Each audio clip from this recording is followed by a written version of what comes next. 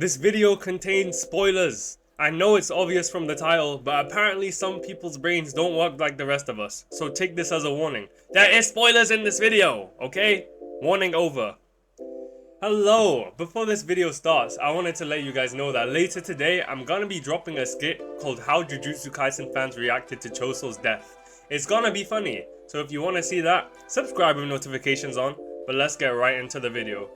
I covered chapter 259 leaks yesterday, but today we're gonna review them and go over any important details we missed and just provide more details on everything that happened in general now that the full translations are out. I'm still gonna post a skit today too. I woke up at 2 PM. Being a YouTuber is the hardest job in the world, I promise. We're just gonna start from the beginning though, but before that, if you're looking for any other anime fans to talk to, I have a Discord server with over 2,500 people that's always active. Discord.gg/ricarlo. We got boys, we got men, we got femboys, I guess. But join now. On with the video. So the chapter started with the flashback of Yuji, Choso and Kamo, where Yuji's asking Choso to teach him convergence, and the actual translation of Choso trying to teach Itadori convergence goes exactly like this. So, convergence is, yeah, it's that, yo, is this nigga for real? So despite even being brothers, Choso sounds like my last math teacher I had in high school. Mrs. Johnson, it was your fault I failed, not mine! But anyway, Noritoshi tries to help, and he says it might be like the sensation of when you're in a hot bath, and the heat gradually spreads throughout your entire body. Think of it as extending your blood vessels out like heat and creating an image in your body shape. And that's the basics of the blood manipulation technique. This nigga Itadori responds, oh, so it's like when you piss yourself. Reading this is when I lost all hope for beating Sukuna. Just throw in the towel, cause this nigga Itadori think everything a fucking joke, right?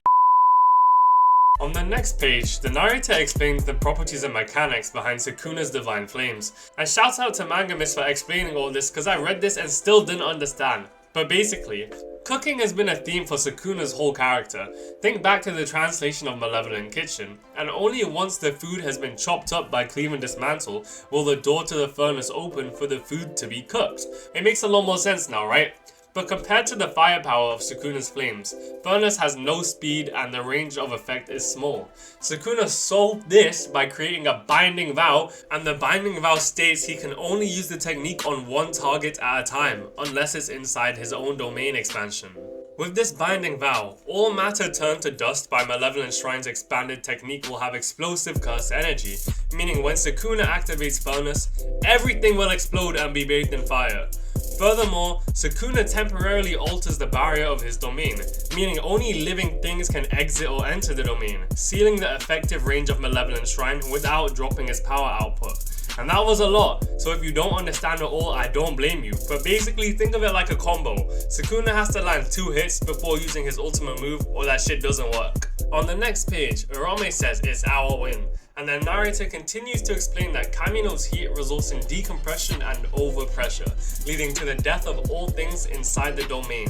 And Gege actually hired someone scientifically to fact check all the information and make sure it made logical sense. He will do anything besides bring back Gojo, I guess, but the power of Sukuna's Kamino is scientifically backed.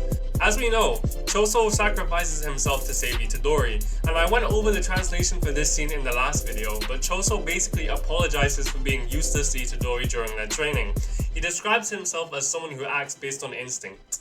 Choso tries to give Itadori confidence and tells him that you were faster learning reverse curse technique than I was, so you're already stronger than me. Itadori says it's only because Sukuna had his body, but Choso tells Itadori it only makes sense for the younger brother to surpass the older brother, and I'm reading this shit with tears in my eyes. We get a page where Choso is back with his younger brother, the one that Itadori killed at the bridge in the anime. His younger brother tells Choso that it's cold, and Choso tries to comfort him by saying, it's okay, let's just keep talking. If we keep talk, we won't even notice it's cold. Choso thanks Itadori for becoming his younger brother, and Itadori says thank you back to Choso.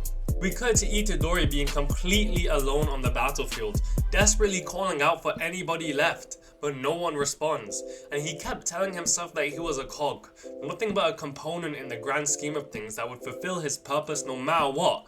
He told himself he would get revenge for his older brother, but looking at the scene in front of him wasn't enough to make him start losing hope in himself, and Itadori had finally started having doubts. Maybe Sukuna will actually win. But if you can't have a brother, the next best thing is a best friend, and Todo jumps into the scene. We get a flashback with Todo and Mei, where Mei says that using her crows and Todo's technique, they'll be able to evacuate the people inside of Sukuna's domain.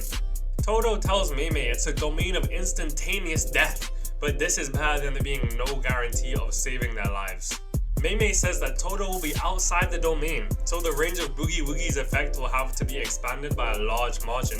She also says there will probably be at least 4 targets they need to rescue, and asks him, can he do it? With those arms? Todo responds saying he doesn't know, but he can feel it.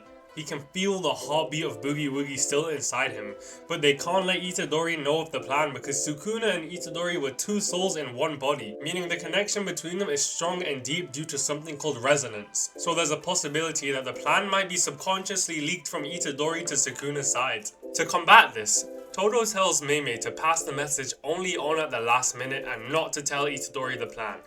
Mei responds saying the tightness of her mouth and wallet are guaranteed, and Todo responds saying he's trying to find out what else is tight, and Mei blushes and lifts up her skirt. The narrator explains that whilst Todo was with Yuta, he was adjusting his technique, and he himself didn't even know the safety of his allies. He couldn't compensate for Itadori and Choso, who were in the center of Sukuna's domain, but right now, there was no time to explain all of this to Itadori. On the next page, Todo sees Itadori is losing faith, so to comfort him, he tells him, Itadori, don't worry, the others are probably fine. I mean, thanks, I guess, Todo. Itadori knows Todo is uncertain, but he agrees that all he can do is believe in Todo right now, because they still have bigger problems to face. After expanding his domain, Roman Sukuna cannot use his curse techniques as easily as before, and he also did not predict Itadori surviving the domain or Todo's appearance, meaning it's now or it's never. And that's when the chapter ends. If you enjoyed this video, subscribe, because I'm dropping another video today and tomorrow. If you want notifications every time I stream leaks or just want to talk to other people into anime, there's a link to my Discord server in the description. I won't waste your time, I'll be reading every comment on this video, and I'll see you guys later. Kiss kiss. If you skip, you're gay, which is okay, because it's 2024 I guess. Don't cancel me. But listen, check out these shirts. They're kinda tough, right? And these hoodies too. The LEDs, the jewelry. Thank you to Anime Express for making this video possible. If you guys want any anime merch, you can go to animeexpress.store and use code ricarlo10 for 10% off. Link is at the top of the description. Maki is still a fraud and Sukuna fans are banned from purchasing, bitch.